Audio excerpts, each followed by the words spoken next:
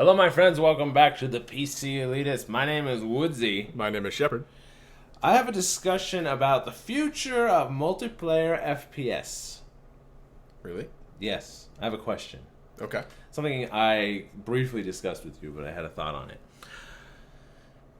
The perk system existed here and there in games in different ways, but Call of Duty came around and it kind of solidified how the perk system is done, how you can rank up your character, really personalize the gameplay for each player. Mm-hmm. You want to gain rank, you want to get your perks, you want to get your customized classes, all that good stuff, right?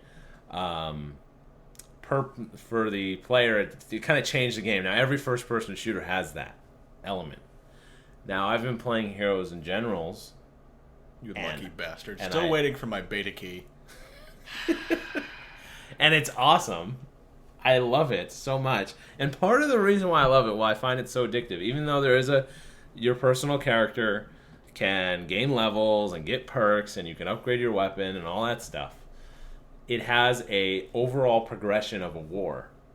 It has a lattice system where you're taking over parts of you're moving from base to base.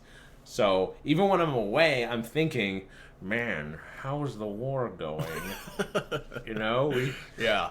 And don't they have an app coming out where you can track? Yeah, they're gonna have an app where you could at any time. By the way, if you don't know what Heroes and Generals is, pause this video, go request a beta key, come back. Right. It just looks phenomenal. Don't come back until you request a beta yes. key. And there's a survey on the website that puts you forward in the queue for the beta key. Right. But don't tell everyone because I did it and I don't want to get pushback. Anyway, carry on. So they're doing it. Planetside 2. Planetside did it. I don't think there was a lot of flaws with Planetside. Okay. You don't think there was? There was a lot of flaws with Planetside. Ah. Planetside 2 is doing the same overall progression. There's a war going on, right? So it's a very addictive element for me. The progressive war system or the perk system? The progressive war system. Because it already has the perk system. That's kind of like a standard now. Mm-hmm. But the progressive war system is very addictive. I'm constantly curious how the war is going. I'll go to bed and think, man, they were really close to London. I just hope they don't get there by the time I wake up and play again. You know? That'll keep you up nights. Right. So is this something that's unique to certain types of games, or is it something that can transcend into normal FPS multiplayer type of stuff? Okay, so as you're saying, this Modern Warfare style perk system has become kind of a standard. Right. Will this type of progressive war on a much more meta level become a standard? Ah, I see. Because to me it's extremely addictive. I'm constantly thinking about it. I'm thinking about it right now. What's happening in Europe? I've never been so concerned with Europe in my life. Wow. That's comforting.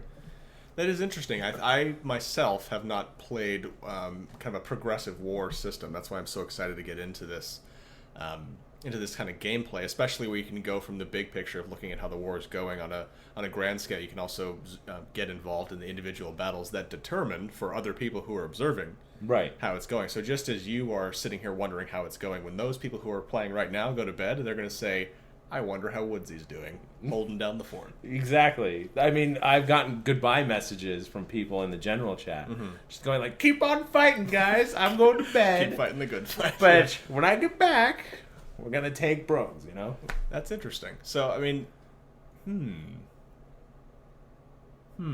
Does it translate as well? I think maybe when the perk system was just culminating into something, I think people might have said, oh, yeah, that's good for Call of Duty, but, that's not going to be every game. But as we can see, it is kind of made its way to every game. I mean, they all try to copy that model of player progression, ranks, upgrading your stuff, your equipment, or guns or what have you. Yeah. And now I'm finding this other element extremely addictive. I think part of it is really twofold. One, on its own merits, and two, because of its comparison to another type of gameplay.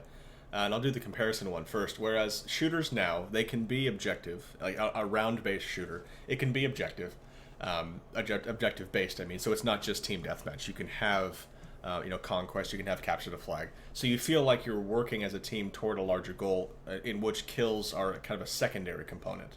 You kill people to reduce the ticket count, not so much to increase your own stats. Right.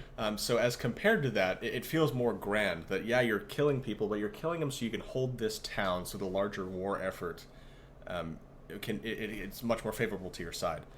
So I think as it's different. So for people, as this type of game model would be exciting for people, even if it's just because it's a refreshing, a breath of fresh air. Right. It's different from a kind of just a round-based, session-based. I did great this round, but the next round is really just the same map, even if it's the same people. It's this instanced, constantly refreshing cycle. But I also think there's an allure there of being part of something bigger, especially if it involves hundreds of people. Even if you're not all 200 of you, for example, on the same team, all fighting at the same time, working towards the same goal, even if people are switching in and out, right. You still feel that solidarity. Like people said to you, keep on fighting. Yeah. It's an us versus them. It's allies versus Axis. And World War II, just kind of sidebar, I think is going to make a little comeback.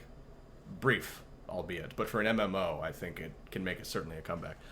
But I think there's certainly an allure for me of knowing that I may have done so-so personally, but I helped with that one crucial battle that turned the tide. Right. And I feel that sense of pride. And even if these campaigns themselves become a longer instance version where, one of them, rather than being a 30-minute round, it's a 3-day round, and there's a new one every 3 days, you still feel like you contributed towards something bigger and greater. Right.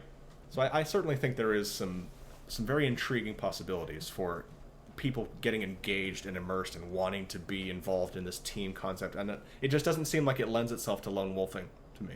It doesn't, and it actually has already affected my playstyle. And this isn't going to be true with every game. It's just the way Heroes and Generals is set up. I was in a tank, and my girlfriend says, "What are you doing? You're just sitting there." And I was literally just sitting there because the battle had moved across the river into a forest. And I knew that as long as we hold the city, there's no problem. Mm-hmm. So I was just literally watching the bridge with my tank and doing nothing else.